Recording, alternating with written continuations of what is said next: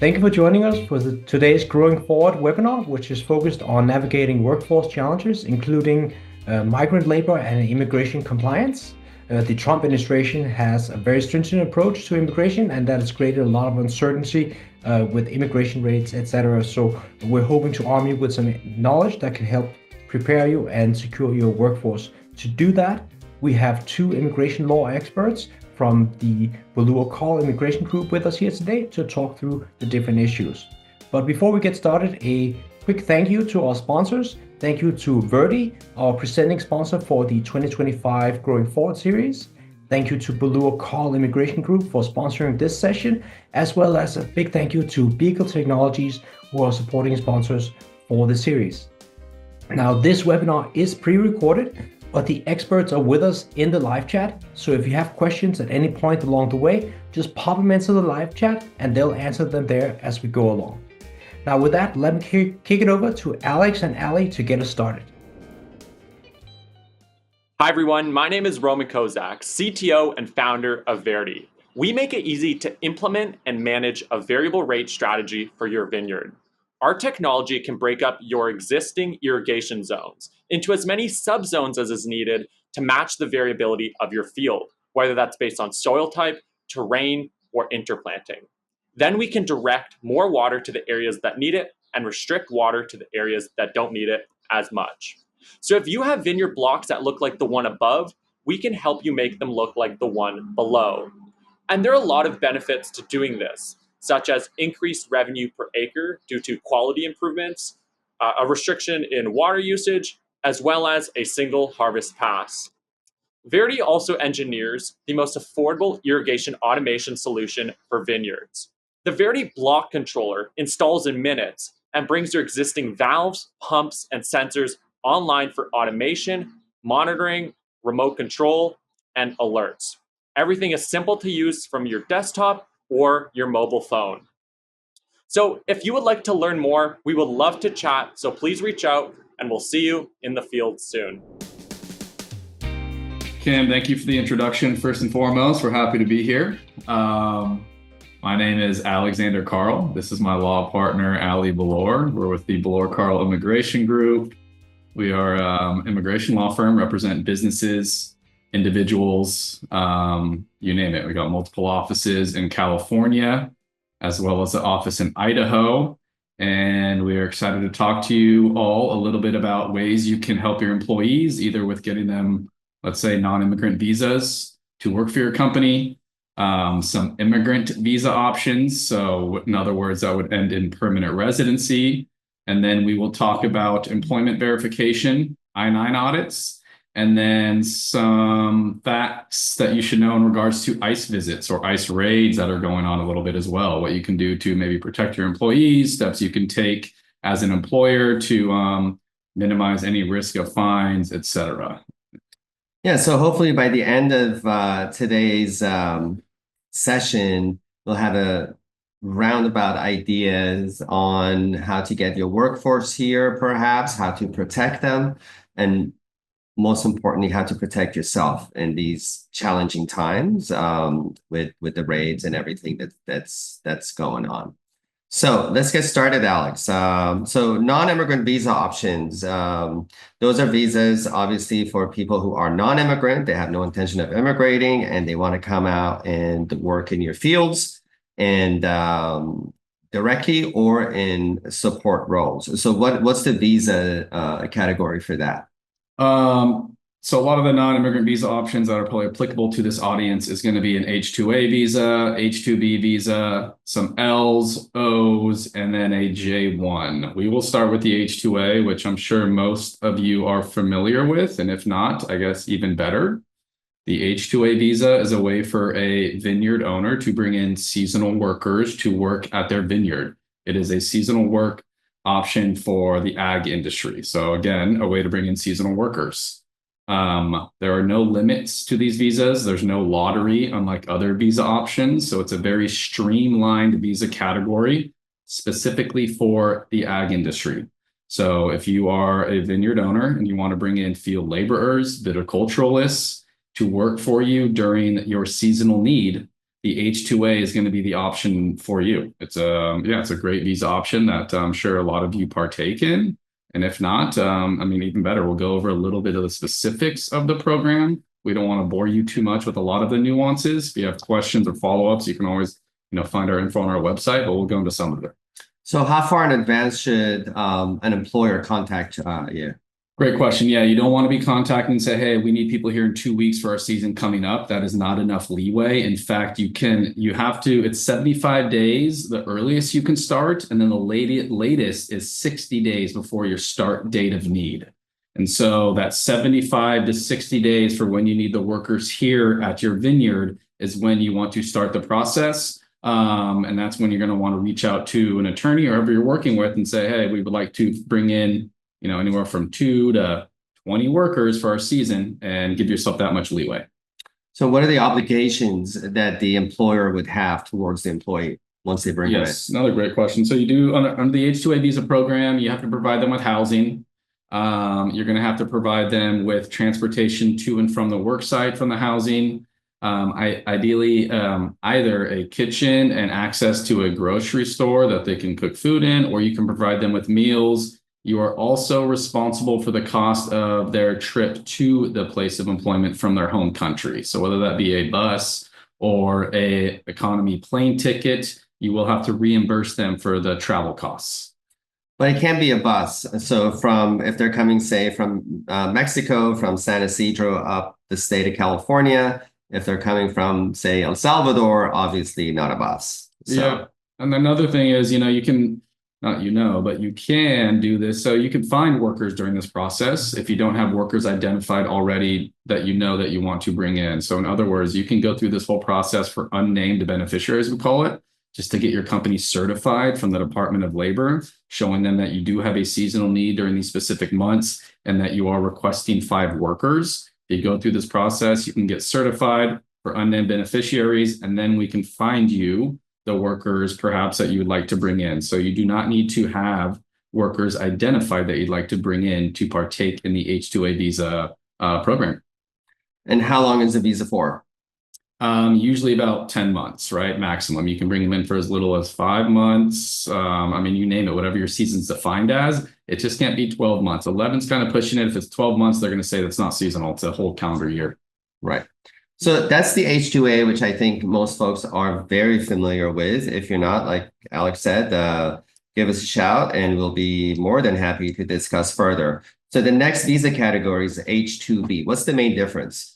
This is so it's also seasonal workers, but it's for the non-ag industry. So they're not working in the ag industry. You're not going to bring in field laborers. You're not going to bring in viticulturalists with H-2B because that does fall under agricultural employment or labor. And so that's going to be H-2A. This is for non-ag labor, H-2B. It is also for a temporary workers. Seasonal is one of them. Peak load needs another. So for this audience, you're probably thinking of workers in your winery. So for people to build in a structure, perhaps that would be H-2B. Sure. In other words, winery, you go there, servers in your winery could be H-2B workers. If your winery slows down in the summer and picks up in the spring or slows down in the winter, picks up in the spring or summer, and you need servers in your winery, then you could bring in servers under H-2B. Managers, servers, hostess, sommeliers. I always get that work wrong. So sommelier. Yeah. So there's another visa available for sommelier. So we'll talk about that. Sure. Yeah. But H-2B could be as well. So again, now you don't have to provide housing for H-2B, which is interesting. But that's kind of a good little tidbit. You are still on the hook for travel expenses, as you'd imagine. There are also a limited number of visas, and it's a bit of a lottery. I don't want to confuse you too much about the nuances of that visa program, but just keep in mind, this is for seasonal workers that are not going to be working in the field or at your vineyard, perhaps. So mainly winery, let's say. That'd be a good example for you to start thinking about. And it's a great visa program. We use it a lot and help employees bring in seasonal workers under that visa program as well. So how long in advance should somebody contact you? Probably 6 months in advance. Okay, so Yeah, a little bit longer. Yeah, and there's certain start dates. But again, if you have questions about that, just give us a call for this kind of webinar. We're not going to go too much into the specifics of it. Just know there is a way to get seasonal workers that are going to be working, I keep going back, in your winery and not necessarily in the fields. Right. So just real quickly, another visa category is an L1, which is ideally for larger farms that perhaps have subsidiaries abroad. Yeah, so for an L, you do need to be a multinational corporation. So you need to either have a parent, subsidiary, or affiliate company abroad, and then with a company in the US as well. So you need to be a multinational corporation. If you fit that requirement, then the L visa is a way for you to bring in managers, executives, and/or employees with specialized knowledge who are working overseas for you, right, for the parent or affiliate. And then you want to transfer them over to the US entity. That's going to be your L visa right there. Also, if anybody's watching us, watching this from overseas, if they want to set up operation here, L would be a good new office, new farm kind of a deal where they can transport their essential personnel over to the States and get started. Yeah, that's a new office L. And I didn't really think about that until now, but you are right. We've done new office Ls, and yes, 100%. Right. So quickly, if somebody's at the top of their field as sommelier, we've done quite a few of those. People that have just extreme knowledge and are have been written about, they have articles about, they've been tested in the field. That's an O1, an extraordinary person in any specific category. Sommeliers come to mind just because we've done a number. That's an O1, and the timeline for that really just depends on your resources. From the time that we filed the petition, it's very possible that we get an approval in 30 days. And then the duration is how long of the visa? I'm pretty sure it depends on the visa reciprocity, but usually about 3 years, 2 to 3 years for the O. For the O. And then another visa category under the non-immigrant visa category is J1. That's ideal, again, for hosts and hostesses, for servers, for anybody that has a temporary need in the field, not the field of wine, but people that do maybe the office work, maybe the restaurant work, maybe the back restaurant work. Those are all J1s. It can go up to 18 months in one stint. And it's a great way to bring especially younger people who have a lot of energy, running around doing the things that need to be done for, let's say, the restaurant that needs to be successful and profitable. With J1s, there are little requirements such as health insurance. You need to provide them with health insurance. You need to provide them with, minimal payment. It typically can't be voluntary. So there are those little issues. Again, if you have a need for J1s, the beauty of it is it's year round, so it doesn't have to be temporary. And, typically you get college students to come in and go, and everybody's happy for the experience. That's going to wrap it up for the non-immigrant visa options that are probably the most applicable to this industry moving forward. So there is a way for employers to also petition their employees for a green card. So this is, again, leads to permanent residency. It's not non-immigrant. The end of this process, the employee would be a permanent resident. I like to call these employment-based green card petitions. I think the technical term in kind of the immigration world is perm. It's a great option. I mean, if you have someone who's here in the US and let's say an H-2A worker or someone on an L or an H-2B, O1, you can start the process for a green card through the employment-based green card petition, where, for example, we're working with a vineyard right now who brings in a viticulturalist on an H-2A visa, and they bring her in. They brought her in the last 3 years, and we started the perm process about a year and a half ago. So that process is kind of going on in the background. And if everything goes according to plan, We'll switch her over and she will get her permanent residency through this employment-based green card petition. So there are ways for employers to get their seasonal workers, let's call it, green cards through the perm process. So whether it's through the perm process, which, timeline of it is really north of 2 years, or EB1 or EB2, those are the three most applicable. Like we just mentioned, EB1 would be for, again, people at the upper echelons of knowledge in any field. EB2, if it's in the national interest of the US, typically, that petition gets approved. But regardless of whether it's perm, EB1, or EB2, the catch is, or the requirement is that the person, the foreign worker, needs to maintain legal status at all times. So they cannot be undocumented. Various issues rise up. So if somebody's on proper visa and they go home, for example, H2A, H2B, they go home 3-4 months out of a year, that's fine, as long as they maintain legal status while working in the United States. They're good candidates. And if you like the worker, then there's a way to keep them. It really promotes loyalty. It maintains, it keeps the talent. If you like the talent, that's how you keep it. One way to keep it. Sure. I mean, and yeah, touching upon, so if your workers are undocumented, it's going to be hard to get them a non-immigrant visa and or an immigrant visa. If not, they're probably just going to be ineligible.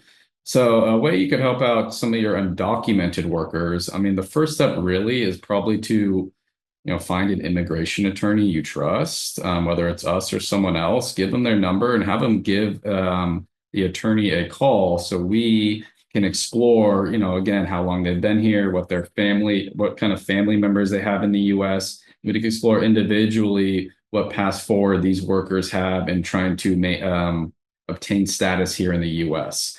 A lot of times it's probably going to be through family, perhaps, but there are other avenues for some of these undocumented workers apart from family. There's U visas if someone's been the victim of a crime. And yeah.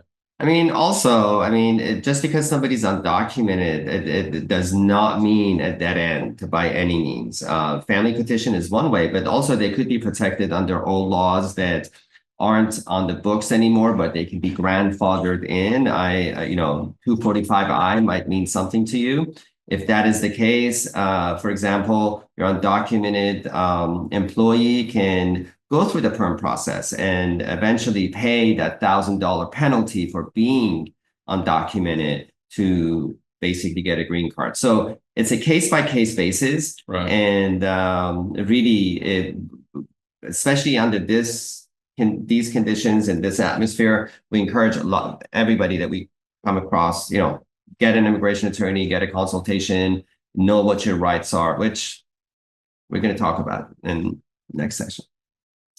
Sure. So now, there's a lot of updates in the news, or you might be seeing in the news that these 9I audits are increasing across the board, right? So what is an I-9 audit? An I-9 audit is when the Department of Homeland Security, if I'm not mistaken, shows up to the workplace, so the employer's place of business, and wants to audit their I-9s to ensure that the I-9s have been filled out correctly by the employee and the employer or whoever verified or signed off on the I-9. So ICE, which is the Immigration Customs Enforcement, they would give the employer a 3-day notice that we are coming in 3 days to inspect your books as far as the I-9s go. So you should have all the T's crossed, all the I's dotted, because 3 days is not a lot of time. So the time to prepare for an audit is prior to receiving that notice, the 72-hour notice. Mm-hmm. But once you get it, then you have to, let's talk about I-9 file. What's in an I-9 file? What is in an I-9 file? Yeah, in your HR. The I-9 form itself. Right. And then whatever document you use that the employee brought in order to meet the requirements on the I-9 form. So a copy of that document that they brought in, whether it be their employment authorization card along with their ID and passport, or just a US passport perhaps, but that's what should be in the I-9 file. Do you have anything to add on that? visas. So I-9 is not just for foreign workers. Everybody needs an I-9 file. Yeah. So even your US workers, they need to be properly I-9, so to speak. And you need to retain the I-9 a year after the employee leaves. So if an employee leaves, right, for whatever reason, you do need to retain the I-9 for 1 year. So something to keep in mind. If you have questions about if you're maintaining your I-9 and HR records, kosherly, again, contact your immigration attorney. You're more than welcome to contact us, but we go out routinely and we inspect the I-9 HR files and we provide advice to our clients as to how to perhaps potentially survive an I-9 audit. I-9 audits are not fun. No government audit is fun. If you're not compliant, the first citation is not that bad, but then you're red flag because then that's when the feds are going to make subsequent visits. Yeah, and there's talks about, the employer could be fined, also like, criminally liable. We'll see if that ever comes to fruition. That's what I've been reading in the news a little bit, but we'll have to see. But yeah, I mean, one thing is, if you haven't really been paying close attention to your I-9s and you do employ a lot of people, perhaps, then it might be a good thing to take the time to, do a little internal audit of your I-9s just to make sure they're signed correctly, dated correctly. You can correct kind of minor errors. That's not a problem.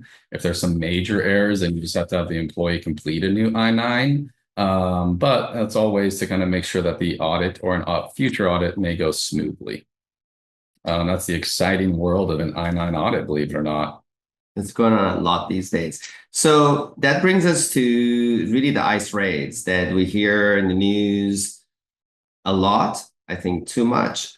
But it is what it is. We are at that time where we have to kind of know our rights. And we, again, since January 20th, I think every immigration attorney, to be honest, but we routinely conduct seminars, go to employer sites, talk to schools. We're going to school on Thursday to really talk to folks and let them know what their rights are, because not everything you hear in the news is obviously actually true.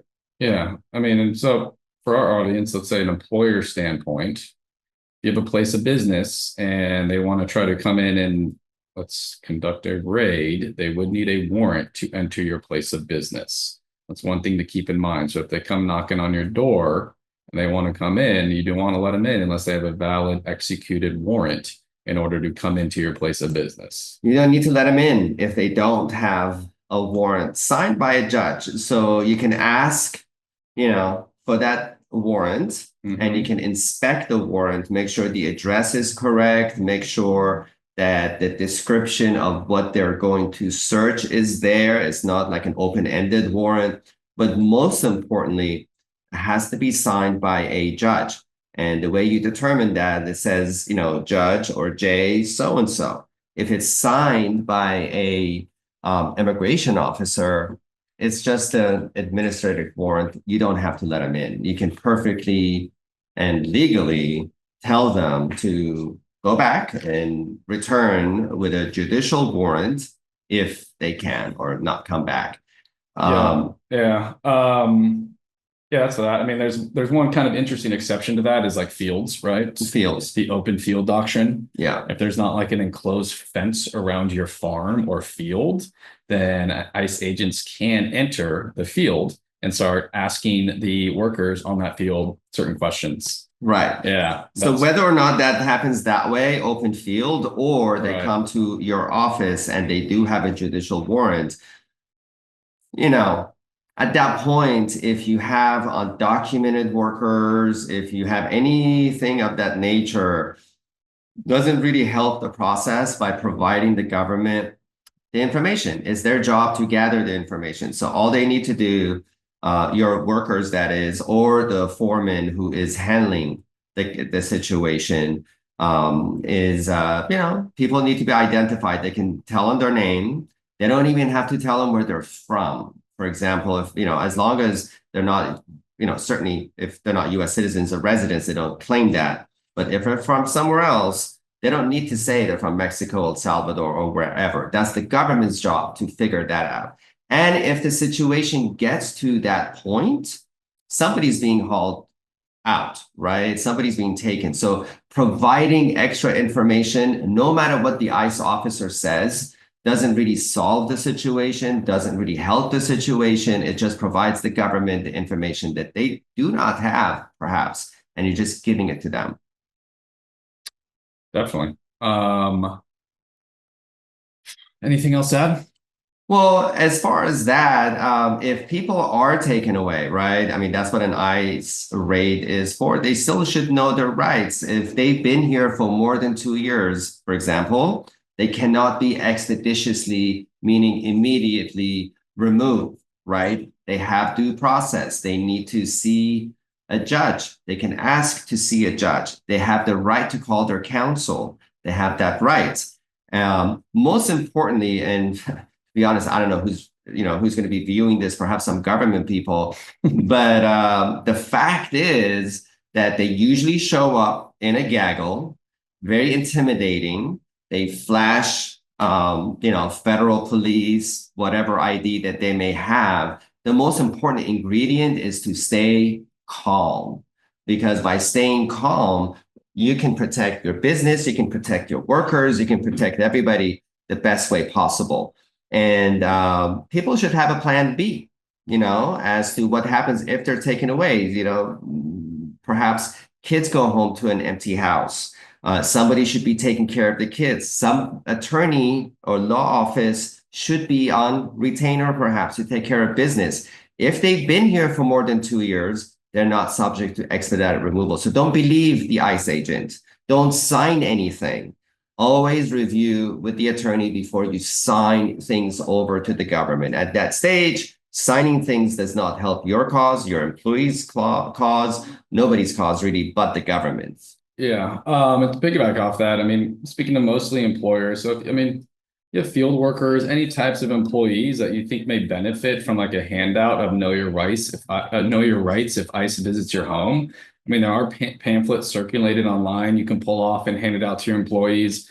We have some we can provide to you if you'd like as well. You could reach out to us. We can email them to you. It might be a nice little tidbit to at least have in, I don't know, office, what have you. So if an employee wants to grab one of these things and take them home and they can read it and know what their rights are, it might be a good thing to do. Yeah, and we have it in English and Spanish. Again, this goes to the, what we touched earlier, that really every case is a little bit different. For example, if that person that's being hauled away, say they're undocumented and they have teenage kids that are US citizens, they've been here for more than 2 years. This is just an example. They have a right to see a judge. Once they see a judge, they can ask for cancellation of removal. Essentially, if they prove that their removal from the United States would cause extreme and unusual hardship to qualifying US citizens or residents, right? That would be their US citizen kids. Perhaps that would be the US citizen spouse. Doesn't really matter that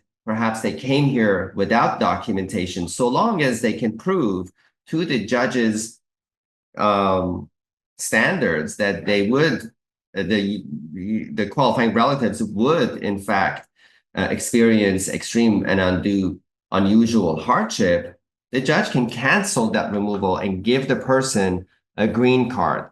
Incidentally, that relief is only available in immigration court, and you can't really ask for that from USCIS. So again, that goes to what we talked about earlier. Every case is a little bit different. If somebody has medical conditions, makes the case stronger. Kids, teenage kids, absolutely makes the case stronger. So don't think it's the end of it all when you have that NOI, which is a notice of inspection, come to your office, and that inspection is going to happen within 3 days. Yeah, I mean, in some, if your employer, you care about your employees, right now is probably a good time to do an I-9 audit, maybe see which ones possibly could be undocumented. If they're working without authorization, they most likely are. And if you want to help those undocumented workers out, either give them a Know Your Rights pamphlet, tell them to give them a contact info of an attorney that they can call, so they can develop a plan. We can let them know what their rights are, what their path forward is, perhaps through family, whatever it may be, and make sure everyone's taken care of, really. Right. I think that concludes our presentation. If you all have any questions, please email them to us, contact us, get a hold of us, and we'll be happy to respond if we can. Yeah, thank you for tuning in. Thank you guys for having us. You find our info on our website. Feel free to give us a call. We're happy to talk to you if you have any further questions, and hopefully you got some useful information out of this. Thank you. Have a great day.